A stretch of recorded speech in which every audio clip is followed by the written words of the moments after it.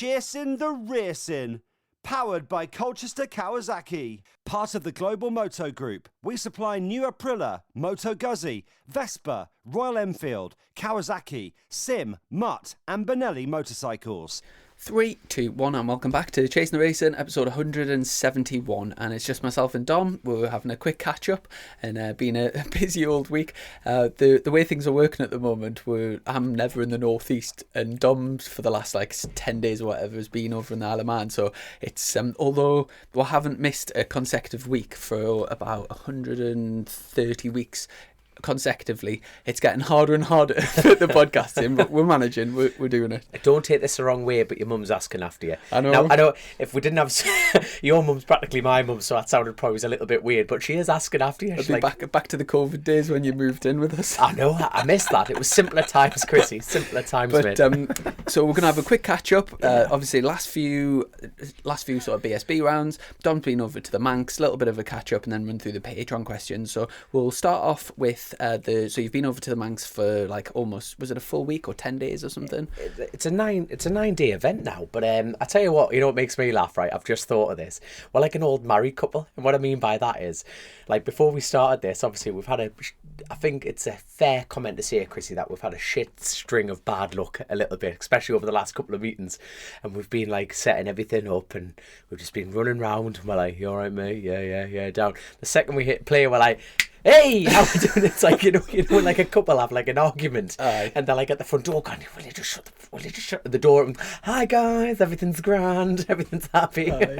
We're fake, Chris. Fake it till you make it. Simple as that, son. We'll probably get onto it later, but we've actually been out in the middle of nowhere today. My starts have been dog shit this year, and so just I haven't actually I've never actually highlighted that situation. What brought you on to thinking this shit? It's literally just you on the It's not hard. Every time the lights go out, the whole row behind overtakes us. So shut up, man. It's weird though, because it went from being my massive strength last year. No matter where I was on the grid in Superstock, I used to make at least 3 or 4 positions every start. Sometimes, on 2 or 3 occasions, I got the whole shot from the 3rd row of the grid. So my starts were very, very strong last year. But obviously we've changed manufacturer. We're going from Kawasaki to BMW, and also the fact from Superstock to Superbike. So Superstock, you've got full launch control and you can kind of work with the electronics, and obviously just different manufacturers that have a different feel. So yeah, just spent a big shout out to the lads for giving up more or less a full day on a Saturday, and we just hammered starts all day and looking at different things. Simon, my electronics guy, was taking power out and just having a little play around, and we definitely made some progress. I had one crack at it for our listeners, by the way, one crack, and obviously there's Chrissy. Whatever you tell to you listeners, do not tell Gabriel, who owns a motorcycle. Chrissy's fancy a go? And I'm like, I actually, I thought about it for a couple of seconds. I thought, I don't want to ruin my mate's chance by roofing his BMW Superbike, and that was short-lived, very, very small. What did you, because is that the first time you've been on a bike with no electronics? Big bike-wise, yeah, obviously, that's where used to with 600s and anything on the lower side, there's normally no electronics, but even the stock 1000 that I bought with my mate, it's there's always fail-safes in electronics. You think you turn it off. Now, what's so sophisticated, and we've talked about it on pods from hundreds, literally probably 100 episodes ago, and the advantages and disadvantages of that, but you can't fully turn them off. And that's come very apparent after riding your bike, in a straight line. When you tap the throttle fully open, there is a little bit of fail-safe on mine. It doesn't fully just rear up. You are covering the back brake. Whose lane was that, by the way?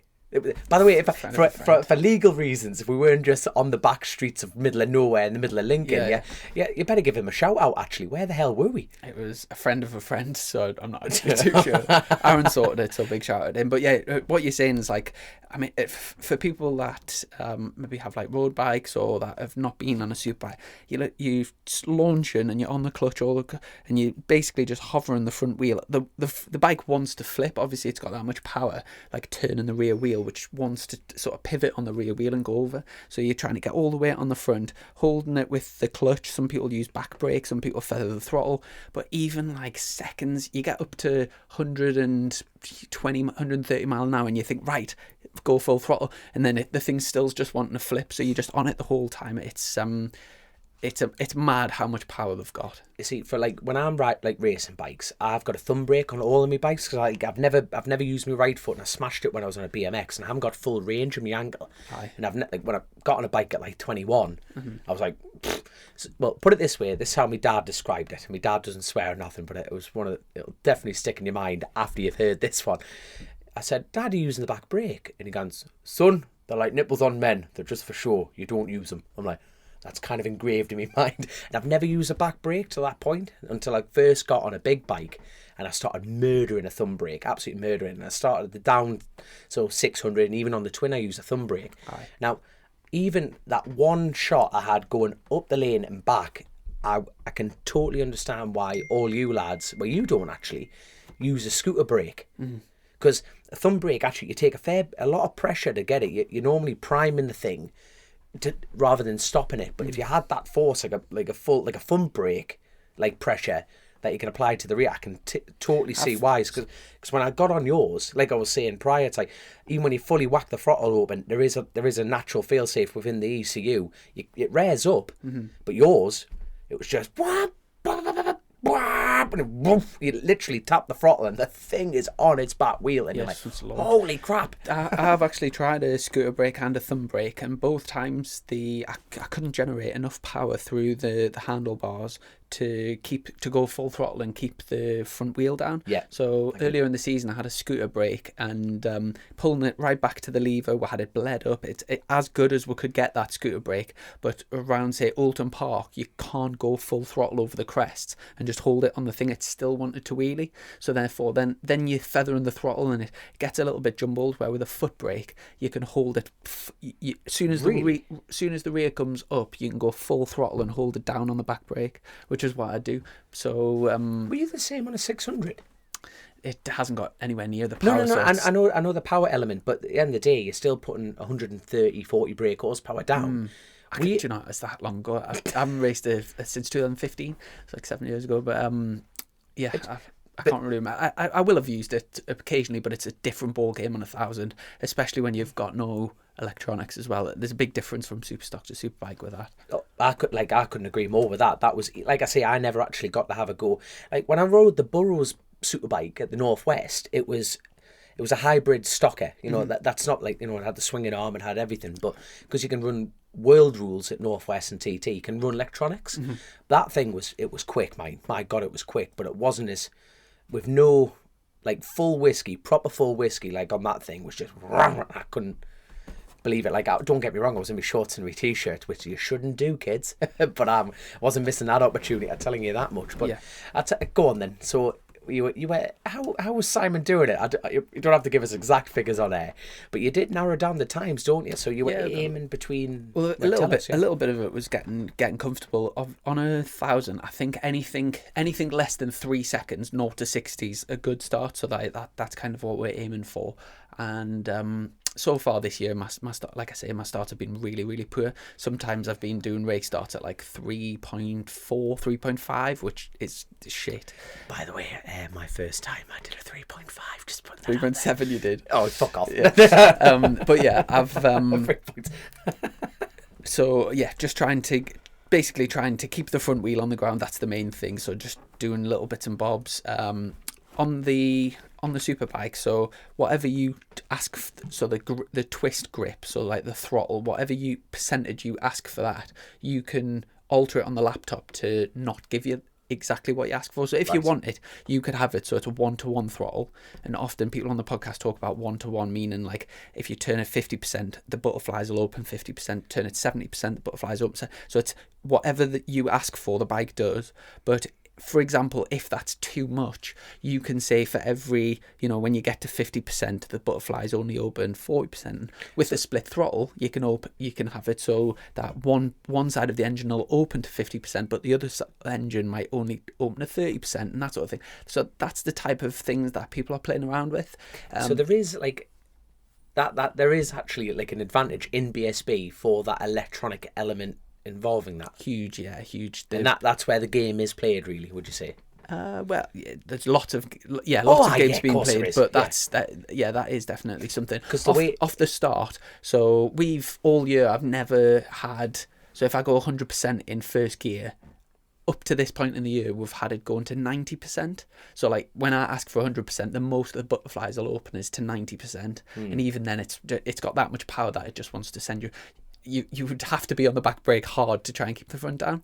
So we're just playing around with different percentages, and we tried it so no matter what, the throttles could only open 60%, and it meant that made a bit of a jump, and then just sort of playing around with the numbers, and it made a little bit of progress. I'm not saying well the what's the expression, like the proof will be in the pudding, it's sned. And if I get another howler, then it's been a waste of time. But hopefully I'll be at least holding my own, and therefore it'll be, do you know, when you think about all the money you put into qualifying to get like half a metre in the grid, and then you could be giving away or gaining precious time.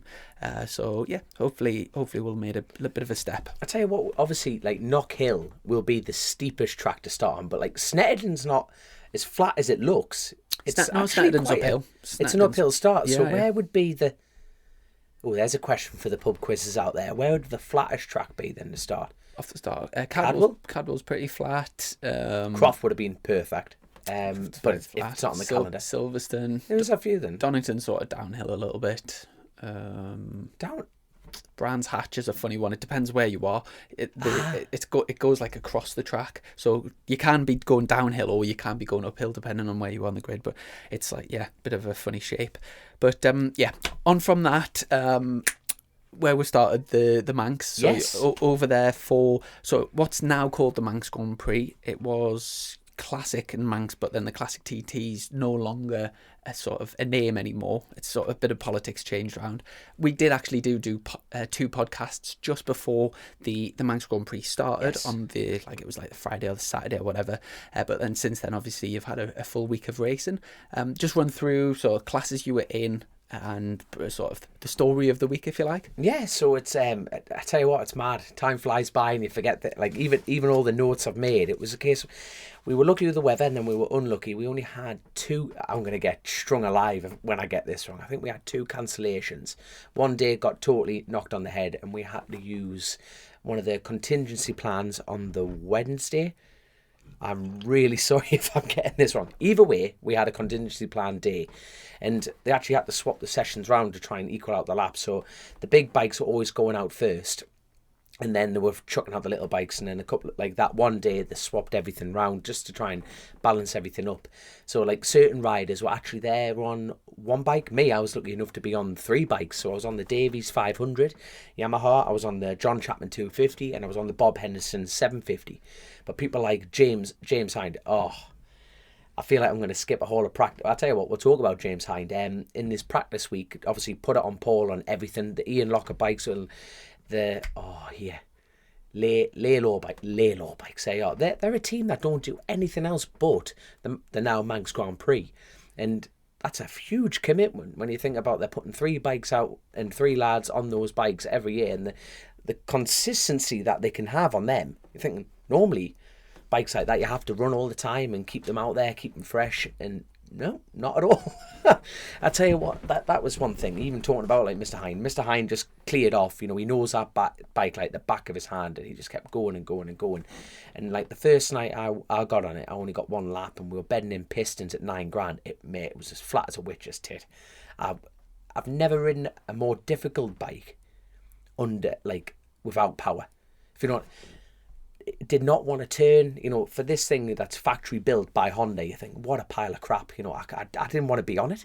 It felt that poor without any power. And then the next night, I think we qualified, we did 100 mile an hour speed, just bedding in the pistons. And then the following night, we got another lap on it, and then we did 110 on that after like a little bit more on the RPM, and then we were straight into the racing. So we only got the 2 laps on it, and then like Mr. Hind, he was going out and banging in lap speed. Same with Locker and same with the whole grid. But the problem with that grid is it's getting smaller. you know, we'll put it this way, when the race started, I was off at number 1, Locker was number 2, and then there was no one. I think actually Sweeney just got a lap in to qualify, and I think he went off at number 4. But leading up to that, I think number 9 was down the road after that.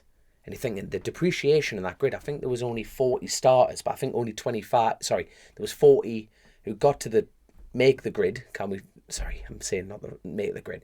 There was 40 on the entry, sorry. And then only like 20 odd got to the race. Is that from bikes like breaking through practice week, or exactly? So it's like, the thing is, because they're not making them anymore, they're beautiful bikes, and the 2-stroke era needs to carry on. But same with the Irish scene, you know, in road racing, it's the 2-strokes. You know, they had the full grid, and then it got a little bit smaller. Then they got changed to a different class, and now there's just no one running them, solely because of the parts element. I'm sorry, I'm sort of surprised at that, because not that long ago, they might even still run it. The 250 race at North Gloucester, it's like a British Championship still, and well, it was years since I've been there, but the last time I was there was like a full grid of them. So yeah, I'm not sure if the grid's strong at the NG, but that's what like Chris Moore, he was obviously on the 250 as well. He did a cracking run. He was also on the RC Express Super Twin, which he did a fantastic job in the junior race on that. But he does that grid and does that full championship. It's the same as James Hind. But like you say, the grids are strong, but not many of them go road racing.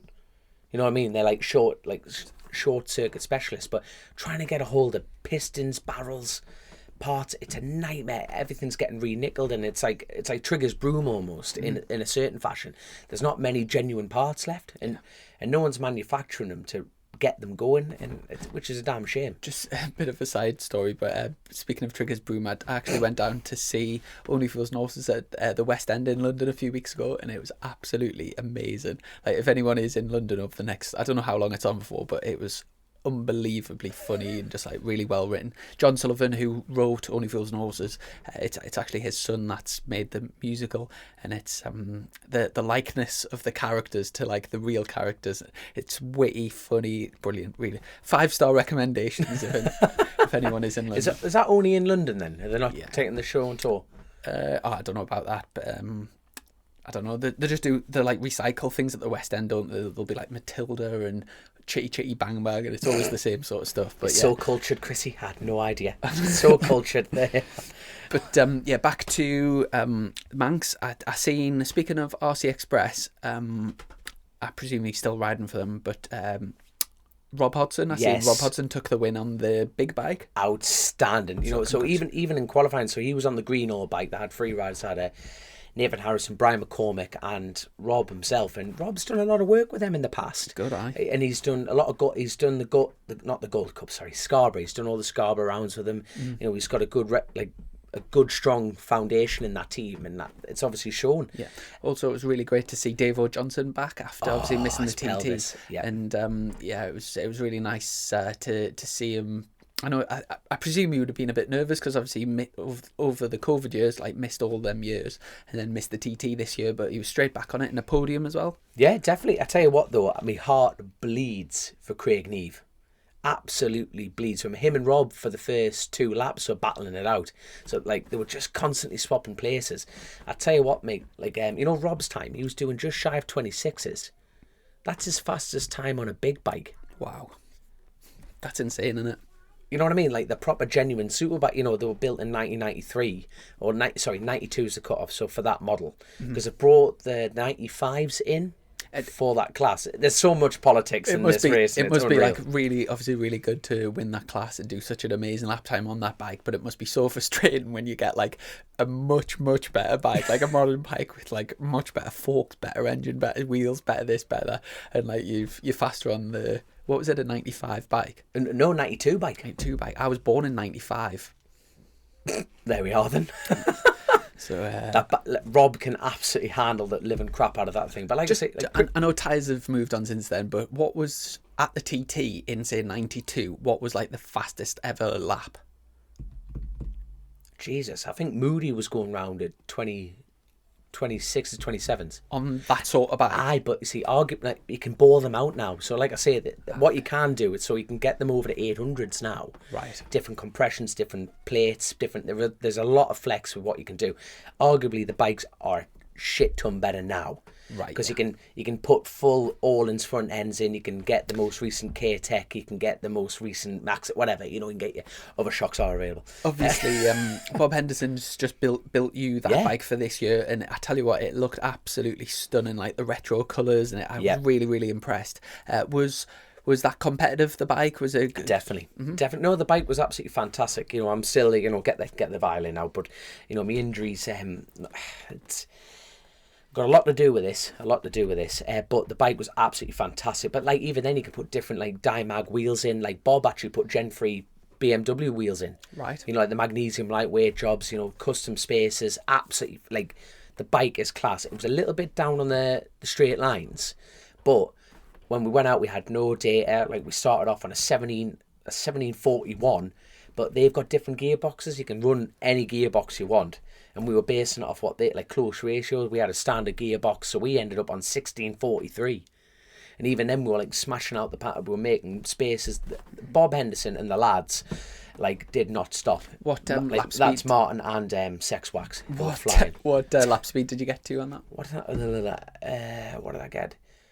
I think the first night I did a 117, and then that was my only like flying lap. Then after that, we were just chiseling in times and we were swapping bikes from there. So I think I did a one. What did I do? Just shy of a 23. But the worst thing, like when the race got started, basically, it was mad. We had another. I feel like we should go to the beginning of it. Yeah, go on. It's so it's like, you know, practice week went well, and for everyone, you know, obviously we must give Paul Boasty a shout out.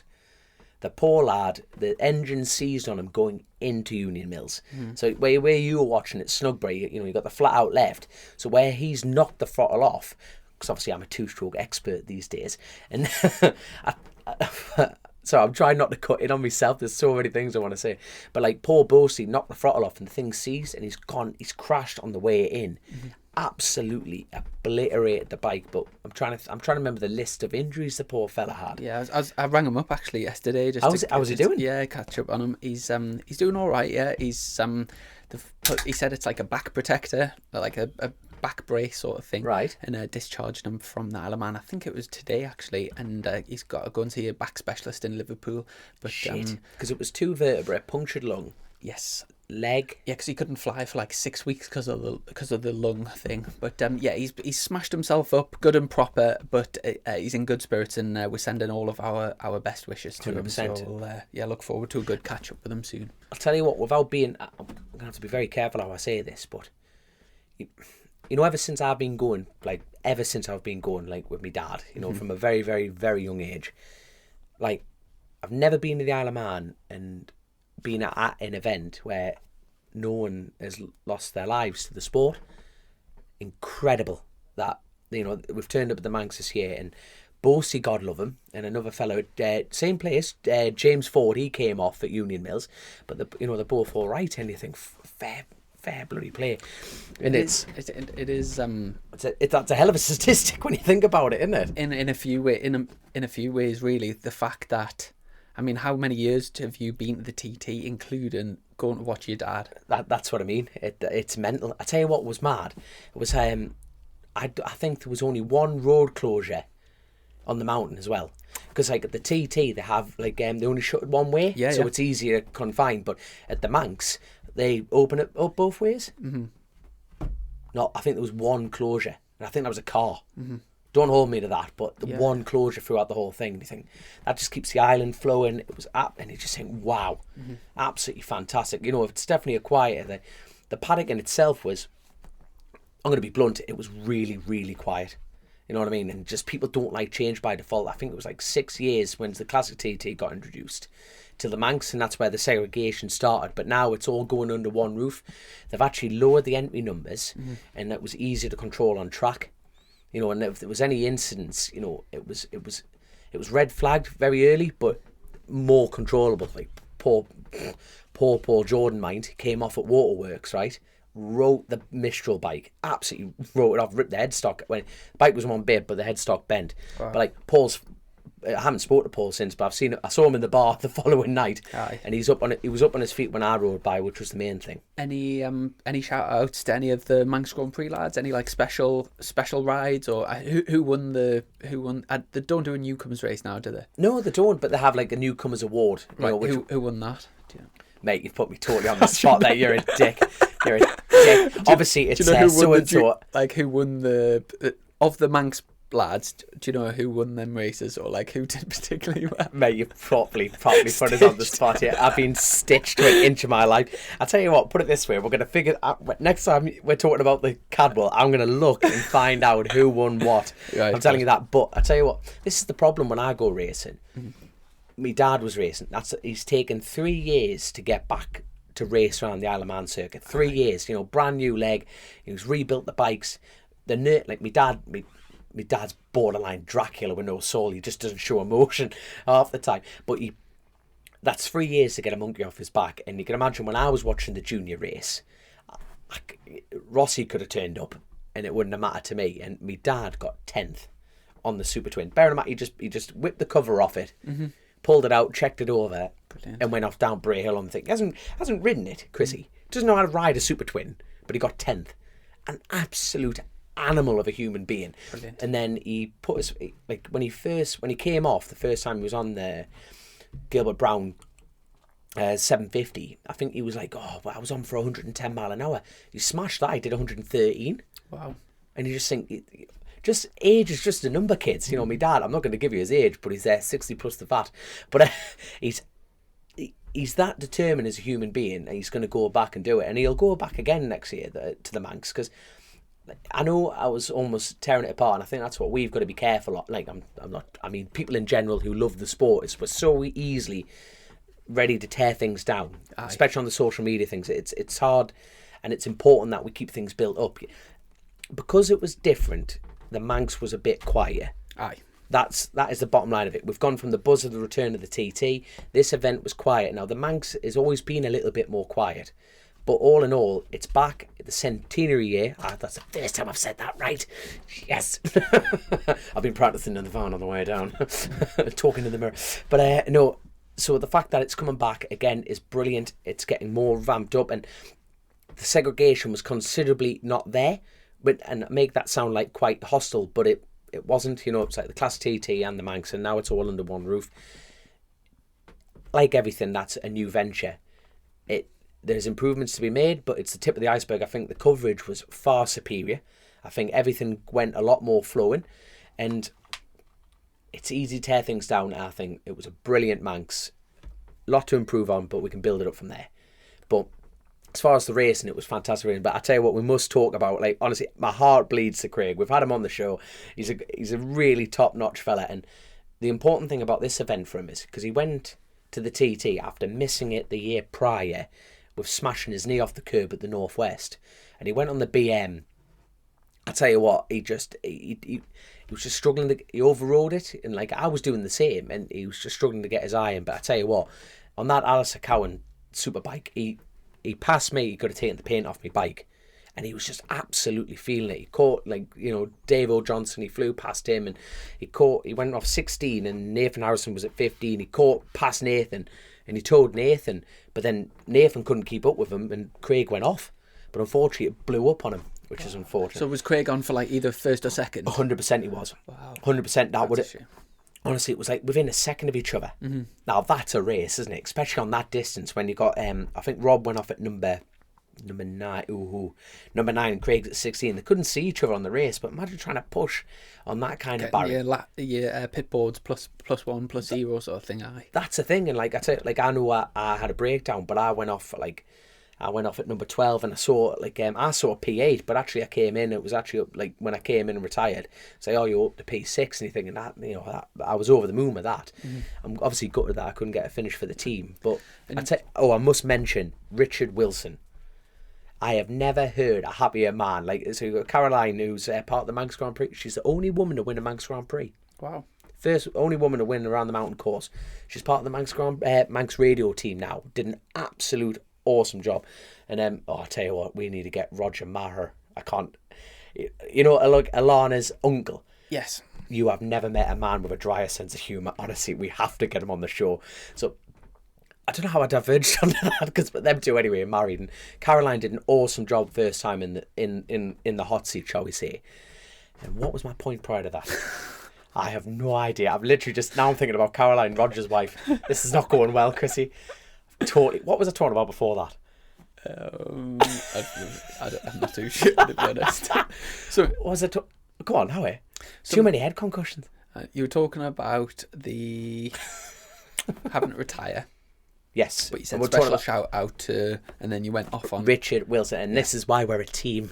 Keeping it on the track. Richard Wilson, he was on the Rotary Norton, and they have tried so many times to get a finish. You know, like Josh Brooks has ridden for the team as well, like the Wiz Norton team, but he's got a cracking flavour saver. Richard Wilson, the whole family, even his brother works part of the Isle of Man team. You know, the family are so dedicated.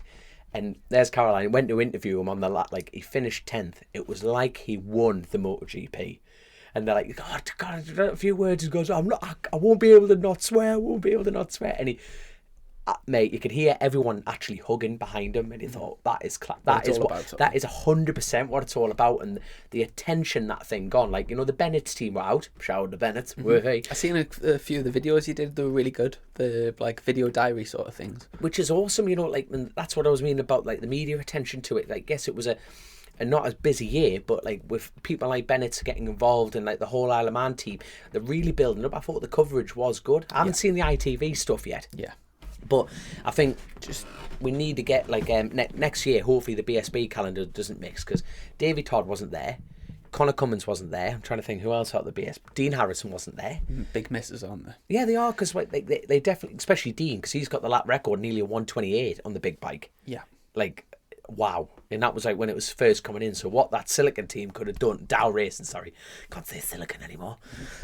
Jeez, it's like calling Task Tyco BMW. We just can't do it. It's like Voldemort, he shall not be named. So anyway, I wonder if Tyco, anyway. So, mate, I've done it again. It's all this sugar. It's gone straight to my head. Speaking of sugar, do you know Ash White, who bought my old van? Yes. Is the van still going? Yeah, I believe so. Shut up, man. His little daughter's got a little business. She goes around at No Limits meetings with selling ketamine. with Ket, selling. Do you know the barrels that you take them to get your tires changed and stuff? She fills them up full of packets of sweets, and it's called Track Snacks by Frankie. Class. So yeah, Keeping tyres on rims. Thanks very much. Yeah, that's it. Thanks very much for donating some, and we'll get stuck into them later. There we go. Because No Limits is happening at the moment, isn't it? It is, yeah. They're at Cadwell Park. But right, we'll quickly go through the rest of it. So it's like so that was the Superbike. So we're working backwards from there. Like I say, gutted for Craig Neve. Brian McCormick was back on form. The thing about this is people, say it's just the Manx. It's not. It's racing around the Isle of Man, and all them lads are back. The race, there was like 10 of us all within the same time. Like Michael, he was testing the new bike. He was getting his head round. He had no luck in the 250. Didn't even start. Here, let's go back to it then. 500 classic. John McGuinness didn't even make the start line. Yeah, he lost a few engines, didn't he? 3. Do you know? This is what I found out, right? Guess how much for a cylinder head for a pattern? About 15 grand. 15 grand on the button. There is no way. That is absolute robbery. Like, the thing is, because classic racing, you know what I mean? It's a niche market, and everyone who think, like, the people who are manufacturing these things, and they just think people who own the bike have got a few quid. 15 grand. 800 quid for a piston. Fucking piston, man. You think, no, they're literally drowning out the sport, and you think that is just disgusting. It's like, fair enough, they've got something that they need, and everyone's out to make a few quid, but that is just disgusting. And then you think, like, there's like Jamie Coward, he's absolutely over the moon to get fourth. Like Ted Wolf was there by himself working on that Norton and getting like gearboxes, stripping this down, swapping this. They actually went out on like the slower engine kind of thing, and you thought, my heart bleeds for them, because when you're there, you become very isolated, especially in classics, because you've only got so many things to work with. And that was like the 500. But when we set off for the 500 race, I didn't do a single flying lap, and I was doing just shy of 109s of a stand starting. Like Lee at the time, he was doing 108, nearly 109, so we're both on par, and went off down Bray Hill in the race. First lap, I had a 10-second gap, and Jamie was up in front. went off down the race. I caught Jamie in the first lap, and I'm thinking, I'm on for one here, because Jamie, even with a slower engine, was doing 109s, and I'm going, I can catch him and go for it, because if I get a bit of momentum, I'll be able to have it. Caught up, bottom of the mountain, the sun was directly in my eyes, and I must say a thank you to RST, but we'll go after that. Sun was directly in my eyes, and I saw P2, and at that point, I've caught Lee. I've passed Lee Johnson in the race, not on the road. And then it was Benetti, and both me and Lee were reeling in Benetti like a bad smell, man. We were just absolutely howling. And then we got up in the mountain, it was pulling, and then it just went backwards and backwards and backwards and backwards and backwards. And then to the point where I was having to get Jamie to slingshot, and then I couldn't pull away from Jamie. And then he was slingshotting me back. And I actually rang Jamie after the race, because I, unfortunately, going on to the third lap, trying to keep with Jamie, the bike broke down. It just slipped and slipped and slipped and slipped. But I broke down like 11 mile before the rave, and I went, I'm getting to the line. I was absolutely like getting to the pub, even not the line. And I just kept going and going. I think it was like clutch slip, but the bike started to degrade, and I'm absolutely devastated, because the Davies lads put all their effort in, but Lee used a couple of engines, but the only spare engine that I had was like my Mark 1 engine that I've been developing the bike with over the last 3 years, and it hadn't a refresh or anything like that, and it was pulling strong, and then just started dying a death, really. And I think that's just unfortunate shit luck. So it would have been, you never know in classic racing, never know in racing period, especially on the Isle of Man, but I definitely felt on for a win on that. Definitely felt on for a win, but it wasn't my day. But the good news is that for the Davies lads who have put all that work in, you know, it's you know who I feel like? I'll tell you who I feel like. You know who was the first man on the moon? Here we go. I know the answer, but I'm testing you. Is it Neil Armstrong? It's Neil Armstrong. You know what I felt like with the Davies lads? The second man on the moon. No, I felt like part of the NASA team who built the rocket, because we've put so much time and effort into it, and Lee's just hopped on, landed on the moon, and off you go. But no, Lee had to get the bike to the end, because there was what I like about Lee is I learned so much about feedback. You know, he is top class, and I've been riding the bike for 3 years. We've had a couple of people on, and for him to hop on and get his opinion on it was fantastic, because we have two different riding styles, because he's fast like I'm still working on it. But putting in the same times, it was like in the ballpark element, and like Lee asked for a few changes which were really positive, and same with me, and it worked really well. But the important thing is that like Lee actually brought it home, and they've worked 15 years to get that senior win. And it's absolutely fantastic. And like Lee put, as much as Lee takes the piss, you know, he's like, oh, it's just classic racing, doesn't do that. He's like any other racer. Lee puts the gum shield in, and he rides as hard as he can, and he's not going to change. But did you see that RC45 he was racing? Yeah, I did. Yeah, that was like cobbled together. If you look on his vlogs, it's like it was proper, because it was like a rule change last minute. Absolutely outstanding. And he was aiming for a 120 lap. It was a fair bit down in the speed traps. He was aiming for a 120, but I think he got over 122, nearly 123. Just shows that he wants to bite the screen and go for it. Speaking of Lee as well, he's got a real good YouTube channel, so if anyone wants to check it out. And he's also just about finished I think he's finished, but maybe hasn't been published yet. But you know, he's been doing that thing for Bennett's, the restoration thing. And then basically all what you have to do is get you don't have to actually buy an insurance policy through Bennett's. You just have to put your details in and get a quote, and you're in with the chance of winning that bike for free. So I'll get my sister to put a picture on here, but that's all on Lee's YouTube channel, so might be a chance to win a free bike, so why not, sort of thing. Can't knock that. Anything else to round up the Manx week? Yeah, so like talking about like the 250 element, that, like I say, I'm really sorry for the Manx Grand Prix lads. Like, Barsby got the most professionally turned out privateer bike. Hey, well that done. was an outstanding result. He improved on his lap times, and the thing is, it doesn't matter if you're winning or you're not. The Isle of Man is definitely, you just go on there and try and beat yourself. Of course you're trying to beat others, but it's like your lap speed is just that is your... I'm not sure if you actually even know this, but how like mad the two worlds have collided. But you know, like I used to swim with Barsby's brother. We used to swim in the same team, like years, like when we were kids. And then like I only know Barsby through you, and then I realised I used to like I know his parents really well, and it's like, well, I met Barsby swimming in the bottom of a pint glass. Just trying to pick his head out. What are you doing, son? Class. But like you say, like the two worlds collide. But like Barsby were there, like Hepburn Owen was there, like Will Loader was there. Like, I'll tell you who did an outstanding job. Do you feel obliged to give Hefner a shout? Not at all. Not at all. Keep the family happy. No. Don't have to. I've banned my family from listening to this podcast, but I'm literally trying to go through names to keep it going, you cheeky little... I love it. Yeah, love it. But... Grace, edit that. Take the name out. But I'll tell you who did an awesome job, and he only just got on a bike. Well, as far as I'm aware, got back on a bike at the Southern. Ryan Neen, he got a 4th place. Brilliant. Which is awesome. You know, he didn't do the TT, and he's just back. He's putting the time in, and just shows what that. It's just great to be back. You know, and as far as the Manx, I'm trying. I tell you who, the junior race.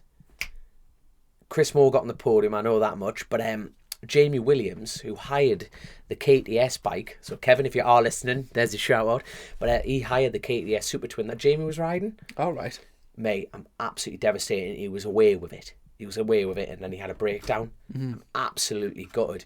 And then even like going into the senior, like Jamie Williams, I'm trying to think, McConaughey, right, in the senior, he just missed out on the podium by 0.3 of a second.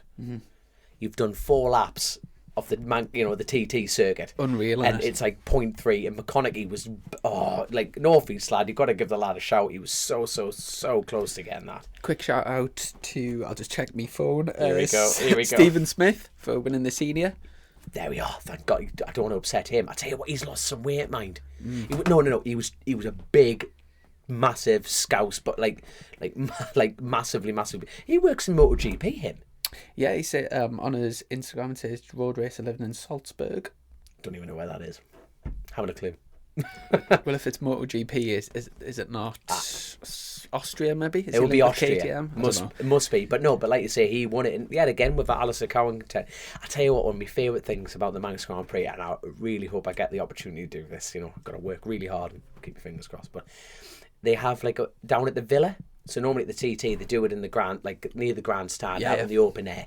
But like they do it in the Villa Marina, and that is absolutely world. Like, because what they do is like put you in like a chariot, and your whole team carries you to this. Wow. Like that, I remember growing up at the Manx, watching this, going, "Oh, that'd be awesome to do one day." And like there's Stephen Smith, and even going back to, let's talk about. We haven't even talked about the lightweight race. So like I say, James Hine was absolutely flying through practice. He just led it from the go.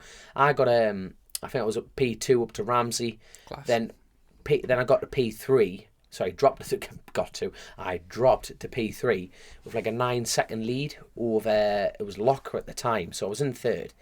And that was like a 1:15 stand-start lap from a 1:10 after bedding the pistons in. So just getting to know the bike. Unfortunately, it was only a 2-lap race, which I wouldn't have made it, because guess what happened to me?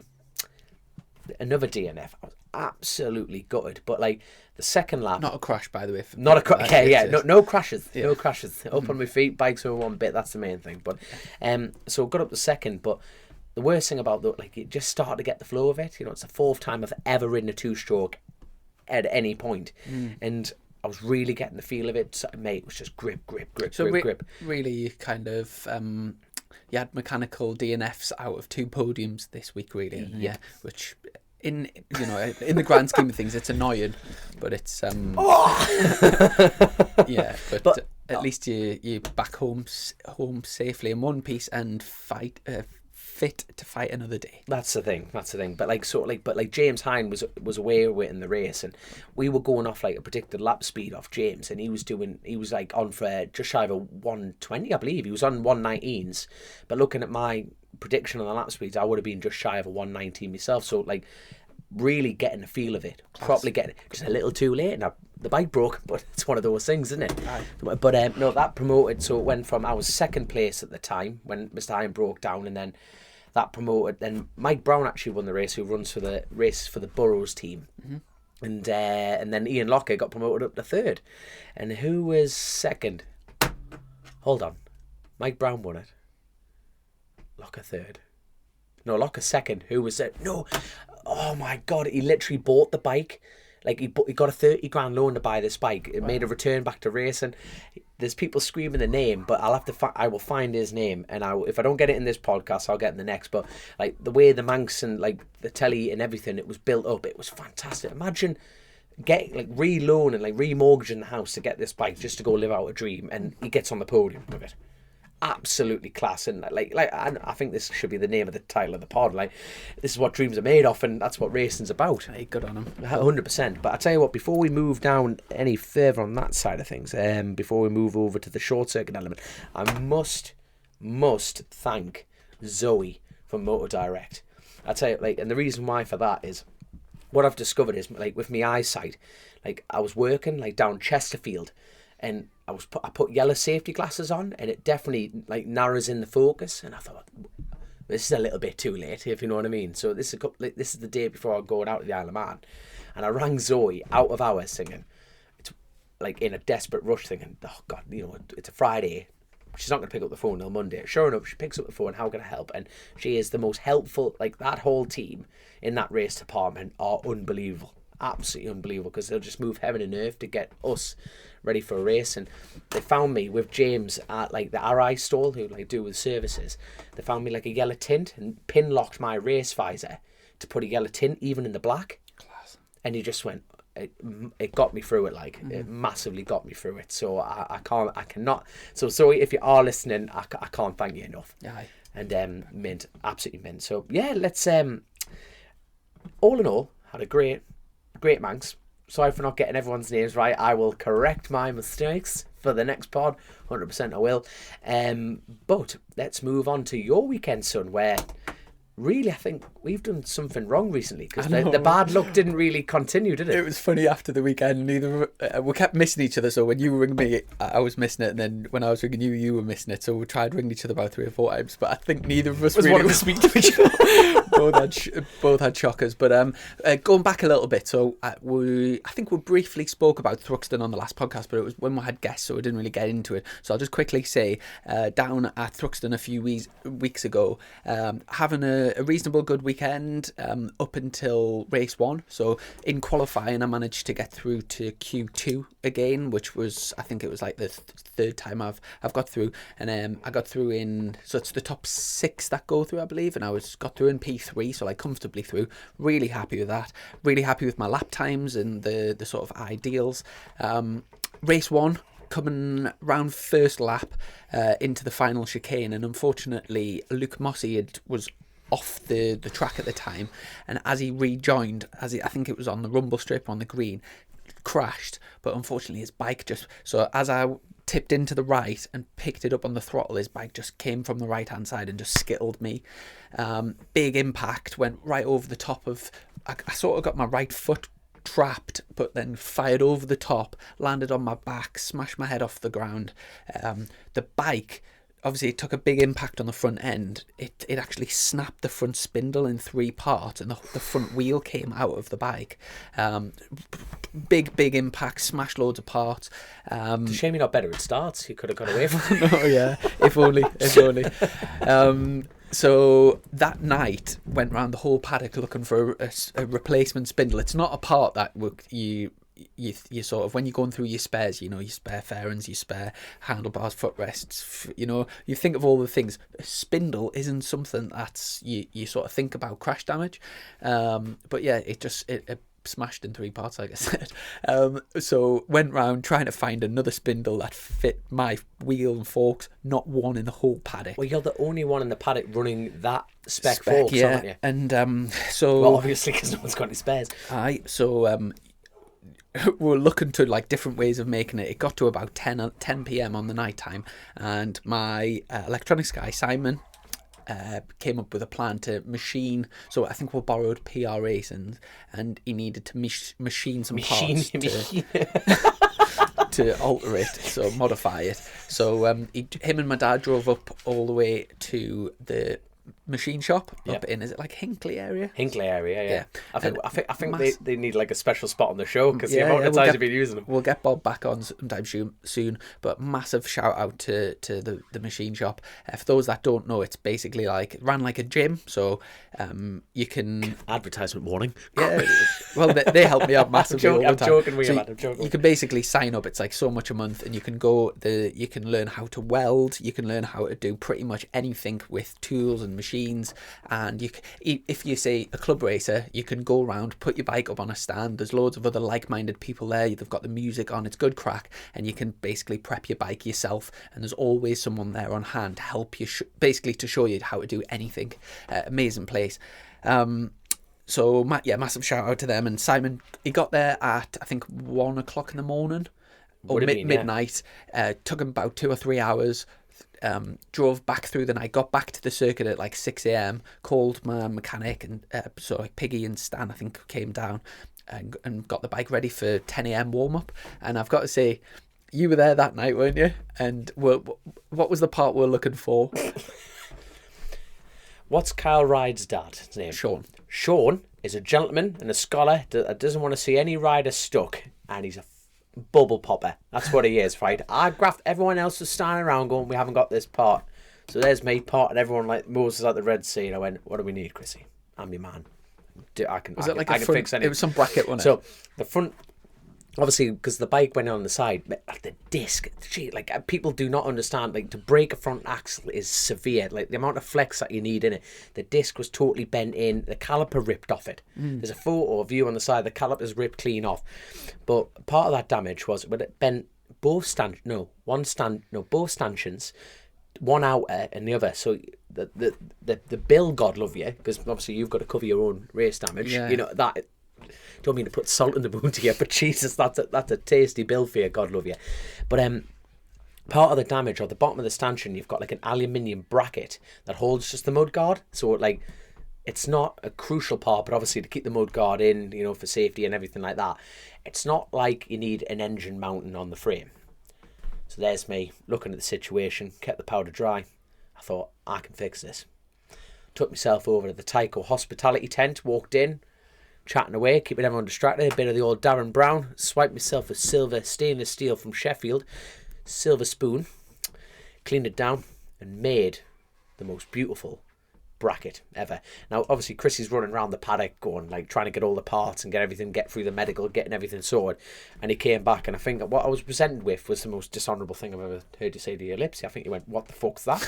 I'm like, mate, I've worked. Mate, I got the angle grinder, I put heat on it, I got it all Mate, it was absolutely on the button until Sean turns up, who is an unbelievable fabricator, engineer. He just appeared. Like, what a gentleman that man is, Mr. Ride there. He just turned up, and it was just fantastic. It fitted beautifully. Fixed the original, I think, didn't he? He fixed the original. But I don't like, he's on my shit list. Took the wind out of your sails, mate, a little bit. I'm absolutely good. So anyway, yeah. But yeah, managed to get the bike sorted, worked all the way through the night, so huge. And I can't express how grateful I am to everyone that helped us to get that sorted. Managed to get out in both races on the Sunday. It was not the results we're looking for. I think the first race I just missed out on the points. There was myself, Brooksy, and I think Takahashi sort of battling for that last point, and I just didn't manage, you know, to. I think I was like 16th, and obviously the last point's 15th, so disappointed, but like sort of you know, in the battle, getting stuck in. Second race, I was really up for it. Got a good start. I was on the back of the main group, and up until about 15 laps in, I was in about. I think I was at 12th, right in the, you know, like the proper group all the way up to about 4th or 5th. And I thought I was doing a great job looking after my tyres. So picking the bike up, not accelerating hard. You know, especially sort of 12, 13 laps in, I thought this is sort of going perfect. And then all of a sudden I had massive tyre drop off, and I just lost huge time. So the last sort of 4 or 5 laps, I just dropped like a stone. So again, missed out on the points, but overall, you know, it's bloody hard going superbike racing as it is, but you know, doing it the sort of as privateers. It's the first time that we as a team have been to Thruxton. You obviously try and set the bike up the best you can in practice and stuff with the limited time that you have, but we did our best, and we just weren't good enough really on the day for points. But no, but like the thing is, I'm as the co-host on Chasin the Racin, it's my job to build you up, mate. And I think everyone who's listening to this will agree. You are too modest for what you are achieving is phenomenal, and more importantly, all the commentators. You know, when you like watch that stuff. I woke up early this morning I know to watch that 20 quid that I've slipped with him is the best 20 quid. Mate, you need to double it. Give the man 40 quid. Even like Steve Day and everyone. I know. They do like. People are taking notice of the uphill battle that you're on. You know, and it is really nice when I listen back to the races because the commentators are sort of overly nice about us. So it's obviously really nice to hear, and I do appreciate it. But yeah, which is good. Overall, it was a decent weekend, character building weekend, should I say? In the boiling heat. Yeah, but the thing that sort of stands out for me for that weekend was the resilience and the efforts that my team went through to work all the way through the night to get me back out the next day. The bike looked brilliant the next, and yeah, I was really, really proud of them. And then Cadwell Park this weekend just gone. Really looking forward to it. It's probably my favourite track in the country. It's such an amazing place to ride on bank holiday weekend when the grandstands are all packed. That field next to the start finish straight is just packed. Everyone's got horns. And that's got to be the busiest. Like I say, I watched it this morning. Yeah, that had to be in the busiest meeting they've had this year. I think it was record, but I didn't get the crowd attendance statistics, but there was a big old crowd there, and yeah, again, it was a bit of a disaster of a weekend for myself. It was like an extra day of practice because we've got a 3-hour open pit lane on Friday. Got straight down. 4 days on track you've had. Yeah, got straight down into the 28s, like 28.1 I did on that first night, and that was actually my fastest lap time ever around Cadwell. So I thought that's a good place to start. And then we made some what we thought were positive changes for free practice 1, and I did another 28.1, and then we made some more changes, pushed 28.1 or 28.0, and for like about 3 or 4 sessions we were massively changing the bike, doing quite big things, and it was much better here but losing here, and it sort of balanced out at the same lap time. So it sort of started off well. I felt we sort of plateaued a little bit, and then we made a real breakthrough going into qualifying. So the FP4. So we've gone from Friday to Saturday at this point, is that? Saturday, and then into Sunday. Yes, right. Made a real breakthrough and dropped down into the 27s. So that we'd been working on that for a while, 27.8, and then went out and qualified on a 26.8. So my sort of target for the weekend really was to get into the 26s. It's funny, I seen just before I left the Isle of Man, the last thing I said to Phil was, gives a target for Cadwell next week, and he sort of went through and said, well, if you get in the 26s, you know that you're shifting sort of thing. Lap record was a 26.3, so 26.8, 20th on the grid. You know, you're like, holy shit. And for people, Cadwell Park, and like, on a big bike, you know, for people that say I've got a classic lap record. Yeah, for people that do like say track days or do club racing, if you would sort of win a club, like a normal club race, you'd sort of win it on like a 29 or 30, that sort of thing. And you feel like when you're doing say like a 30 around Cadwell Park, you think there's not much more, like you feel you're pushing. And then to do like, once you get 28, you feel like you know there's not a great deal. 27s, 26s is like just so fast. You're using every inch of the thing. You're like proper pushing. It's interesting because like Whitton was talking about that. It's like a lot of tracks where you need to let it flow and let it come to you, kind of thing. Definitely. And Cadwell, he said I'm just regurgitating what he said on Eurosport Fresh this morning, but he was on about Cadwell is one of the few tracks that you have to dig in. And is that you just clarifying that, and the fact of like you just have to, for a 26, it is totally balls out on the shelf going, they are my balls, let's go for it. So the Super Bowl thing worked brilliantly. Really enjoyed watching that as a spectator, and a few people dropped down in the 25s, like 25.9s. Jesus. Last year Vickers did 25.8, so that was the unofficial fastest lap. And then that seemed unstoppable. Like that, yeah, you know, 20. Skinner did 25.7, Jackson did 25.7, and then Bradley Ray came round. He didn't even do a good first half of the lap, and then absolutely obliterated the lap record. The fastest, the last half of the lap must have just been incredible, and he did a 25.4, which is just mind blowing, like how good that is. So over the whole weekend. Race 1, I crashed out of down the hill. What's it called? Mansfield. You're turning into me here. You forget. Braking into the left downhill, got right over the curb, and just as I touched the gas, the front washed out and crashed there. And then second race I didn't have a good run. It was just didn't really have the pace, and I finished like 20th or 21st or something. And then the third race, there was a battle from, I think it was about 11th downwards. So there was Vickers, Kent, I think it was about 4 of them, Stacey, and I was in that group, and just off the back of that group, and crashed at the bottom of the mountain on the left hand side. So similar crash where I sort of got in on the brakes, leant over, and then just as I touched the gas, front washed out. So sort of back to the drawing board for us. Not the weekend that I was kind of not the weekend anybody would hope for, but it's so difficult racing at this level, and it's when you're not quite comfortable and things aren't quite 100% right. It is difficult, but did our best, and we'll go back to the drawing board and back out next weekend now at Snedden, which I'm really looking forward to. Dom's stupid question of the pod. Yeah, go for it. Obviously expected to be hard, but how hard, pushing wise, on your skill on a motorcycle skill level, how hard is it? Superbikes in general. I mean, did you expect it to be this hard?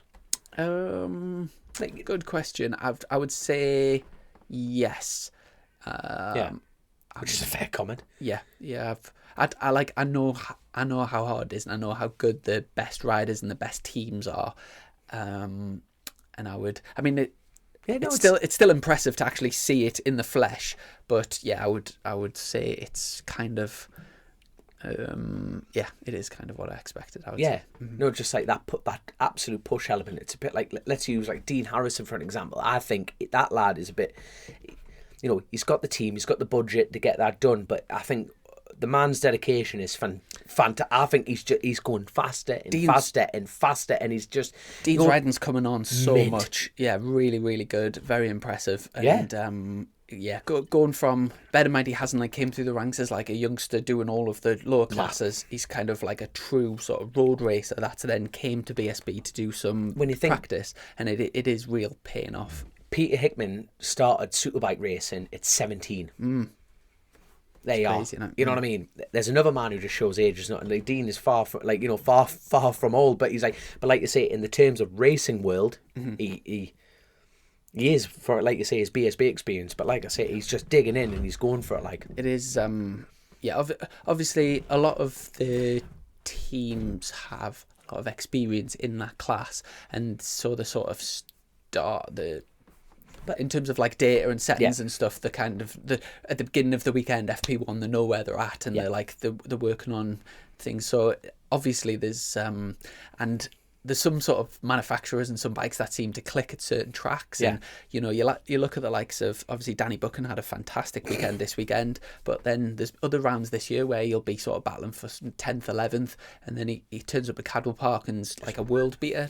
You look at the likes of Sykes and Brooksy, two world-class riders on top bike, top team, not in the showdown, nowhere near it. Both not at the showdown. It's very, very, very competitive. But yeah, it's amazing. It's like amazing. I wouldn't say like an honor, but it's like an amazing experience to be involved. Yeah. And to actually, anyone can sort of watch it on TV, but to actually be on the grid and to be in the middle of the pack going through, and being with people you've watched on TV for years and sort of being part of it, it's like an incredible experience. 100%. I couldn't agree more, and I think it's like the what. I was just going to say, speaking about how difficult it is and how hard it is, the school I went to, the school I went to as a student and also I trained at, it's called the Manual Schools Foundation, and their Juvie for short. Their motto is do hard things, and there's not a truer word sort of phrase for like life, and the harder things that you do in life, the biggest weight that you take on your shoulders, there's something like rewarding about it. Train hard, fight easy. In a way, in that kind of breath. But I tell you what, you've hit the nail on the head, and like that was a point I want to say before I forget it. Is we're talking about like Dean Harrison coming into it a little bit late. Like the other side of that, we're talking about how he's still very early on in racing years compared to Charlie Nesbitt. Like he's the exact opposite of that. He's been racing at top level, like in every field he's been in, since he was 12. Not even 12. Sorry, like 4-year-old. Like pit bikes all the way through. And did you see that stock race on that Gixxer? Absolutely amazing. Absolutely amazing. 20-year-old. Came on, got his first podium at Thruxton, rode really, really well, intelligent race, and just seems to have clicked with that big bike. He actually did the superbike test on the Friday. Right. So he's out on the superbike for the first time, which I think he really enjoyed.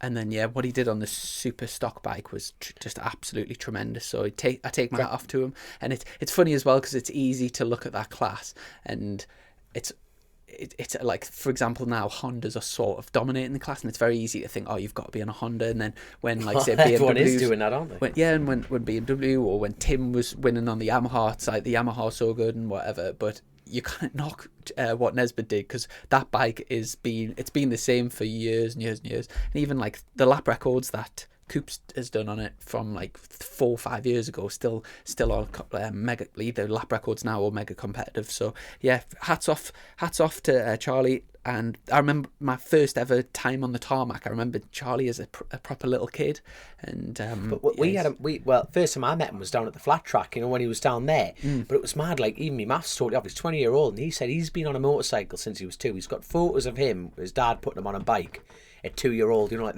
the burn in the head kind of thing. Yeah. And you think, I remember him as a proper little kid. We have to get him on the show. Yeah. I wonder what he'd be like, because every time Ace.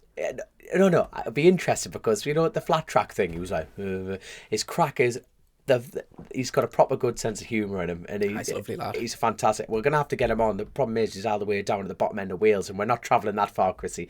Diesel's capped at £2 a litre now. We can only go so far. Yeah. We'll get him on. Right. We need to talk about the fact that racing's taken such a big jump, pardon the pun, but why all of a sudden are people sacrificing height on the Cadwell jump to Bubba Scrubs? They're not even, mate, Jackson, like obviously Dan Jones. Yeah, shout out to Dan My Jones. My God, like the fight, what was it, just a collarbone? Yes. Was it just like it was airlifted off, God love him, and then he was like the way it was presented, but when it was like live on the telly, it was just when you thought, holy like the way on the mountain, blind crest. And that's a good thing about Lee Jackson. He was like, look, he made a mistake, and it was just a racing incident. He's just tried to jump the mountain. He hasn't done anything particularly stupid far from it. It's just gone up, caught him out. But the photos, he's literally like that far off the floor at like Mach 10. It looks like a Bubba Scrub. Yeah. And for the people who don't know what that is, it's a motocross term for like scrubbing speed over a jump. Google it, you will be impressed. And then and also Brooksy had a similar one over the mountain as well. So yeah, but both really lucky to sort of walk away from those ones. But like you say, when Brooksy did it, he was that committed into the Bubba Scrub, God love him. It just kicked him out. The back slid away from him. That could have gone so wrong, that. Yeah. You know what I mean? So, but obviously we've got that records. Another one for the OMG Yamaha team. We've got Charlie Nesbitt setting it on the Suzuki. What about Jack Kennedy, world class yet again? Did he win all the? You're going to try and return the favour and give me a real. I am. Who won? Stuff me. Who won the stock 600 then? Stock 600. I don't know. Like cheap shots all around here, Chrissy. Oh no, Max Cook. Oh, you're Max Cook. Yeah. Show me your phone. Show me your phone right now. You have. Yeah, he did. He will have. I was about to say, Cadwell jump. I'm starting to write notes. I'm taking the job seriously. Do you want us to go through Patreon questions? Hold on. Before we go with that, Piggy's like, hold on. I don't even know how to say this. Piggy was walking up through the paddock at Cadwell Park, and a lad collapsed. And obviously Piggy got the paramedic and stuff, and hopefully that lad's all right. Let's keep Piggy's out there. Saving lives. He's like a midget Batman. He's like saving. But seriously, if that gentleman's like, hopefully he's all right. Yeah, sending our best wishes. Jesus wept. Yeah. So hold on, and obviously, because obviously Piggy was telling me the crack. You'd like to put a formal complaint against MSV. There was no bar at Cadwell. The bar shut early. Right. So, you know, I think... To be fair, that was my fault for keeping them out of the bar all weekend. So, right, I think, oh, God, you better be careful. You better be careful. And I'll tell you what, before we move on, I'm unfortunately, I think next weekend when you're at Snetterton, I was going to be at the Mid-Antrim, sorry. It's the Ulster Championship.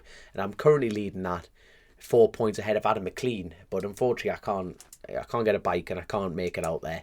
So I am good. I am absolutely good. But it was nice to lead the championship while I had it in the 600. So we'll have to go back next year and have a proper crack at it. So there we go. What else? Yeah, go for it. Into the Patreon questions. Ty Kinton, Chrissy, how did you find having Dan as your crew chief? Who would be your dream crew chief? Dom was your highlight of the Manx TT. So first one, I've had Dan Linfoot working for us for the last 2 rounds, so I brought him in as a crew chief. He's actually going back to racing Superstock for the rest of the season, so best of luck to Dan with that. What's he on? He's on a Honda. Hold on. Oh, bollocks to it. He's put it all over social media. But even like Craig Neve's gone to a Honda. Jamie Cower's gone to a Honda. Like you say, it's turning into the Honda Cup, this. Yeah, there's a lot of rumours about 1, 2, 3 top big superbike teams also changing manufacturer Honda next year as well. So, and there's already the official Honda team and Tag Honda. So I think there's a lot of sort of movements that way. Honda, if you look at Superstock, Honda makes sense. Most of the top 6 are Honda now. So yeah, they've since because who's leading that? Is it the Todd leading that now? I'm not too sure, to be honest. Todd will be somewhere near. Braden Elliott's been up there. Billy McConnell. Tim Neve has been, but obviously after his... It is so good to see him back. You know, people, like, you know, it's amazing how quickly as a species, being the human species, we move on. You know what I mean? People forget. That lad's got a fixator brace in his pelvis. And he's racing motorcycles. The lad is like the T1000 Terminator. He's unreal. Yeah, fair play. But yeah, it's been really, really good having Dan. Really interested. Obviously, he's got a lot of experience as a racer, none as a crew chief. But it's obviously all of his years of racing for the factory Honda. He's raced all around the world, loads of different bikes, loads of different teams. So just sort of... basically, I'm like a sponge, really, just trying to sponge as much information off him as I can, and like in terms of setting the bike up and setting the weekend out. So yeah, really, and I'm sure that's maybe something that he'll be interested in pursuing later on in his career after he's finished racing himself. It could potentially be a sort of another career for him. So yeah, it was. Well, after he saw me spoon trick, he's employing me as head engineer. Yeah. So dream crew chief. That's a good one. I think Frankie Cardecci's got to be up there. Have you got a crew chief for the rest of the year? I've got Mark Hanna back at Snetterton. Yeah, I'll say Mark Hanna because I'm smooth talking. In all fairness, Mark's came in a few times this year to help us, and I absolutely love working with him. We'll need to get him on the show at some point because he's got a brilliant history. But yeah, he's just he's a leader. And that's sort of what you need sometimes in a garage. And yeah, I love working with him myself. I think I'm very jealous that Craig has him full time. Sam Higginson, Dom, which bike at the Manx was the most fun to ride? What's next on the agenda? That's a great question. If I had the money and there was more parts of it, I would. That GP bike Honda 250 was unbelievable. They're just such a different class of motorcycle. You have to be tucked in. It was beautiful. Like, I've never ridden a bike with more grip. There was literally no hinge in it. You know, there was like no feel, bar grip. And you just thought you're riding this thing, and you just think, I just wish I had 1,000 laps on it. Mm-hmm. You know, like I say, it just showed even that predicted lap speed. You know, we were just knocking on the door of like nearly a 119 on the second lap. It's just, when you forget about it, it just shows like you need to love the place and love your bike to go fast around the Isle of Man. Yeah. Because like, I know I keep referring it to, but like James Hind, you know, he's very disciplined on the bikes and it works for him. And you think, if unfortunately Bruce Anstey wasn't there because he's banging out over 120 laps, and that just shows when you fall in love with the place, you go fast. Class, yeah. But 100% that is my favourite bike. Next question is very much linked to Andy Graham asking about did you enjoy riding the lightweight race, which obviously a massive yes. That number one was unreal. No one caught me, by the way. Did they not? I had a 40-second gap to second on the road. 40 seconds. I went at that. I've done something that, like, John McGuinness is one of my racing heroes, without a doubt. And, like, going down at road number, I'd love to do it at the TT, especially after what I've learned from there. But when you go race around the Isle of Man, you know, if you've got a 10-second gap, you aim in the main at Braddon, you know, you come down to the bottom hill, you see him at Braddon, you've had a good start. Because obviously I've told you everything about starts. But going down, you think, right, and then you're just getting that rabbit, you know, chase the rabbit, and like, but if you don't see anyone, it's that psychological break. You think, shit, I've lost them, I've lost my toe, and then you're like kind of waiting for the next person. You're like, I feel defeated at that point. I went off down at number 1, going, right, when someone passed me, just learn. That went right out the window. I rolled up at number 1, and it was just an adrenaline drop from the second I got the tap on the shoulder to the second I was breaking down. It was just go all the way. It was just, do not let anyone catch you. And you just, the heightened sense of just pushing all that time was a little bit different to when you've got someone in front of you. Your brain takes a step back. You just boom, boom, boom. You just catch. And then you forget about what you've been doing. But that adrenaline drop was unbelievably different, and loved every second of it. And unfortunately, I didn't finish the race, but to start the race at number 1 has been, like, ever since I was a little girl, it's been a fantastic job. Peter Thompson, do you boys have any inside scoop or silly season rumours as to who is going where next year, both in BSB and the roads? What's the rumour mill in the paddock, and have either of you had any chats with anyone? Cheers, Pete. In terms of chats with anyone, that's a no from me. Not too sure sort of what I'll be doing next year. In terms of rumours for next year, I've heard not. It's everything's been. I tell you what, I'm not going to drop the name, and people will be like, "Boo!" But I got offered an absolute awesome ride, but I have to take 15 grand to the table. 15, 1-5 for what class? 600. You're not getting any more money out of me. More money. I can't even afford my eyebrows, never mind 15 grand. Is this for road racing? Yeah, in a bit of British. Only building up to the TT. That's well, if you think like that's one event's like, but then I have to put tyres and fuel on it as well. All right, okay. So that's not like, now I knew where you were going with that. You think that would actually work out unbelievable, but no, it's no. I would love to take the ride, but I can't. I haven't got the brass. Lovely fella, but I really, really, really love to work with him, but I just don't have the brass. Do not have the brass. And big bike wise, what's your plans for next? No, I'm employable. I'm a lovable rogue. Class. I feel like I ran over a dog that, you know, like, just, let's take him in and nurse them better, and then never leaves. That's me. Class. But no, I'm 100% employable. In terms of 100%, without a doubt. Any more hints, Chrissy, just throw them my way, but I am employable.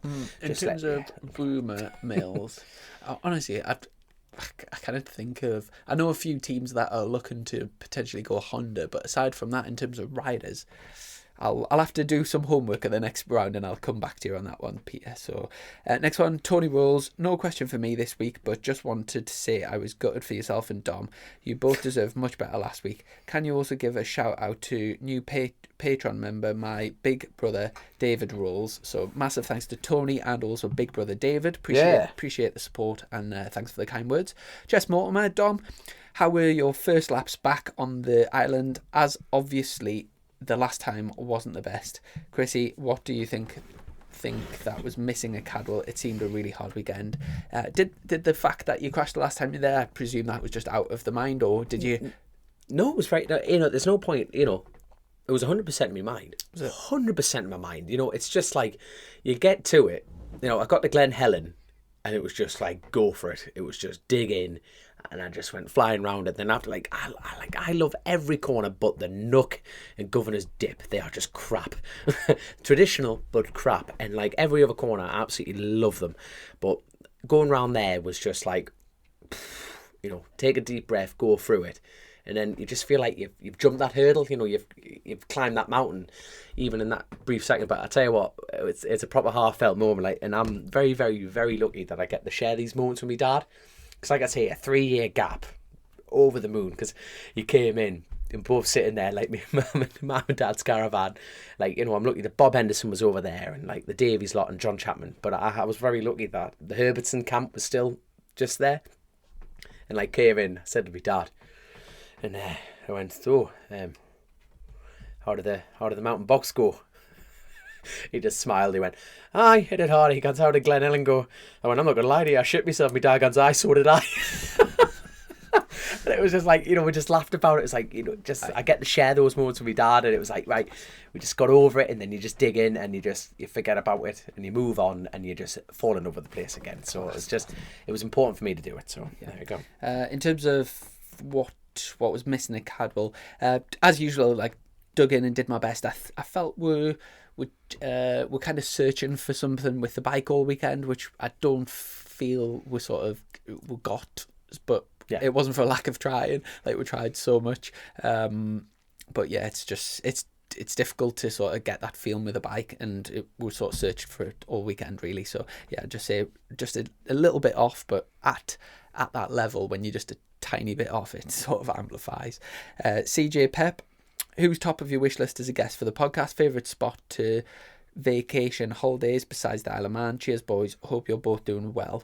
Favourite spot for holiday? To be honest, I never really get a chance for holidays, to be honest. We're just that busy with work, podcast. In terms of favourite location, there's millions of places I'd love to go, but I'm not really... I don't have like a go-to like favourite place really. I'd absolutely love to get away skiing over the off season at some point, but whether we do or not. You could do that in a car park. You can get up to Scotland.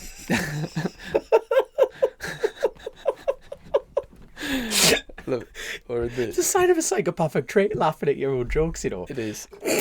In terms of wish list for the podcast, nobody's really on. Not for me. Like, there's nobody that.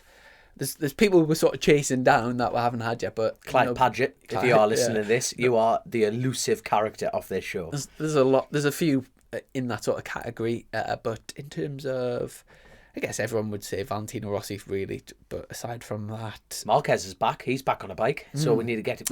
Why don't we just drive to Italy, son? Screw it. Yeah, just stuff it. We'll just get in the van and we'll go over. David Rolls, same as Tony Rolls, says absolutely gutted for the pair of you last weekend, and thanks for recently signing up to our patrons. Could you say patron scheme or just Patreon, whatever?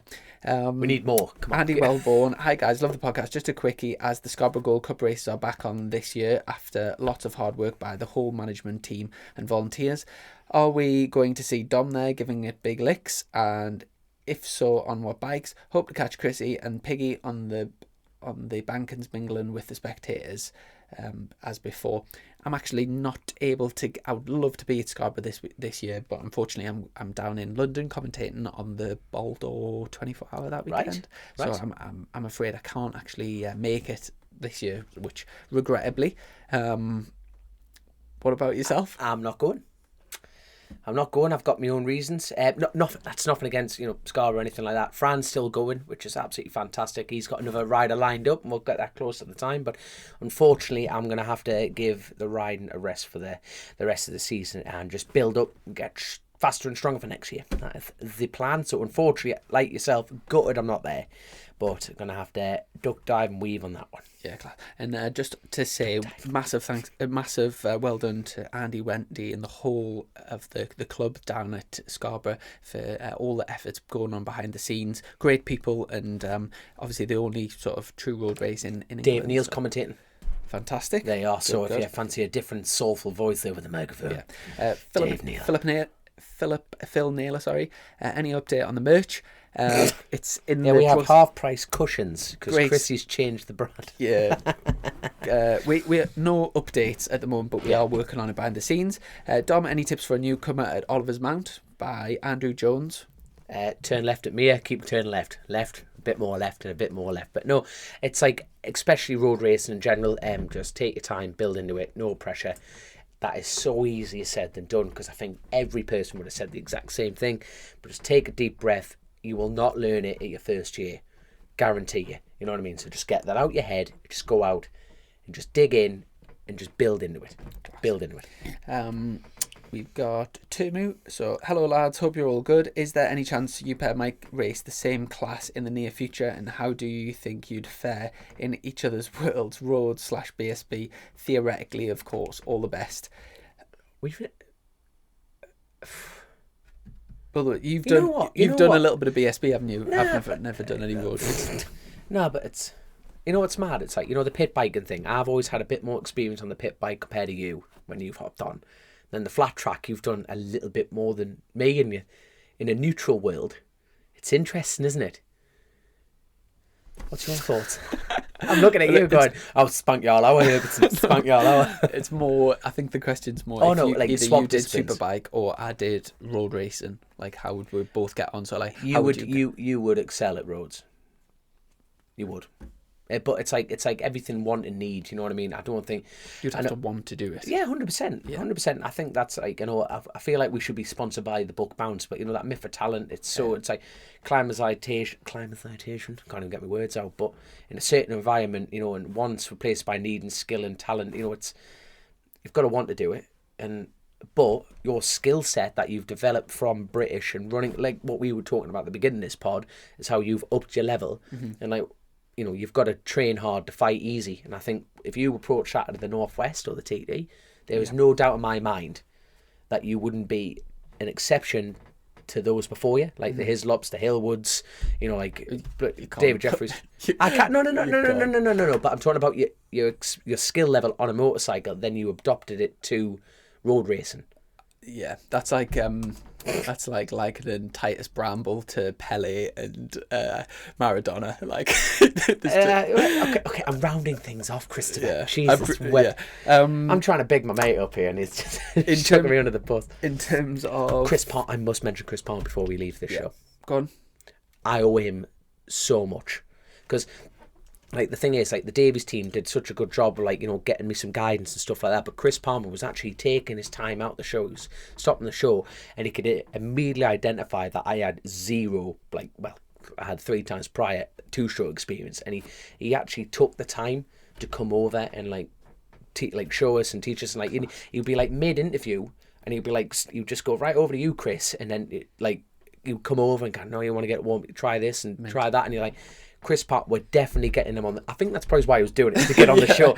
But we definitely need to get Chris Palmer on the show, because like the stories that man's got. But I cannot thank him enough. I really can't. So I'm so glad I got that in. So sorry, Chrissy. Carry on with the patrons. Yeah, no problem. Last one, Keith. Hi, Chrissy. Good to see you and the team. Sunday, thanks for the great hospitality. Myself and my lad Tom had a great day. Sorry it wasn't the best of weekends for you, pal. Onwards and upwards. So yeah, great to see Keith, and thanks for the message. That sort of rounds everything off for this week. Obviously, at myself, I'm at Snetterden with the team next weekend for the next round of the BSB, and Snetterden is the last round before the showdown, so we're into the last 4 rounds of the season. Really looking forward to it. Have you got anything to wrap things up? No, thank you very much to everyone. Yet again, I think it's just more work to be done, Chrissy. We're going for it, and then, like you say, you've got a very, very busy, because you're like back to back and from there to there to there to there. So, but no, we'll keep the pods coming. We'll keep them flowing in, and as always, good crack, son. Yeah. But thank you for chucking me under the bus yet again. And hold on, before, like I promise, just do a bit of a gap filler there, Chrissy. Oh, here we go. Typical. The lad who won it is a Italian fella.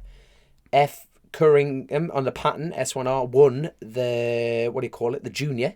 And that was a hell of a lap speed at a 1:16. He banged in there. Chris Moore, who we mentioned on the 250, he came second, and M. Colvin. I'm so sorry I don't know the M and Colvin there. That was the junior. Stephen Smith, followed by Dan Ingham this is the senior, and followed by Jamie Williams. It was, like I say, it was 0.4 over the line. That is so close. And then Victor Lopez in 5th for the Spanish contention there. So it's got it in. That was the Manx Grand Prix there. But like I say, please go check them out on social media. Like the vlogs that they've done, their updates.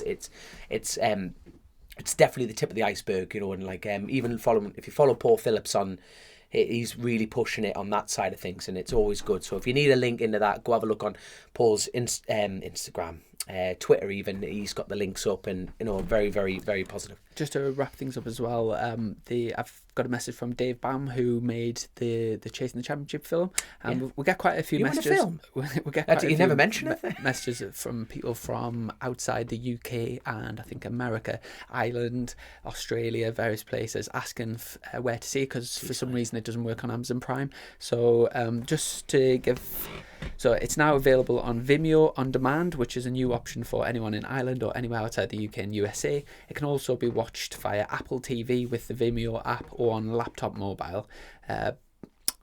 It's also being picked up by quite a big streaming service in Australia, hopefully from November. And So yeah, if anyone's outside the UK and wants to watch it, check it out there. Massive thank you to all of our sponsors, and obviously big thanks to Colchester Kawasaki. I'm actually down that way tomorrow. We're down at the Cop Dock Motorcycle Show. Obviously it'll already been on by the time I'm here. By the time this goes out. And huge thank you to all of our patrons. Look forward to catching up again very soon, and take care. Awesome. Thank you very much, mate. See you in a bit. See you, everyone. Chasin the Racin, powered by Colchester Kawasaki. Part of the Global Moto Group, we supply new Aprilia, Moto Guzzi, Vespa, Royal Enfield, Kawasaki, Sim, Mutt and Benelli motorcycles.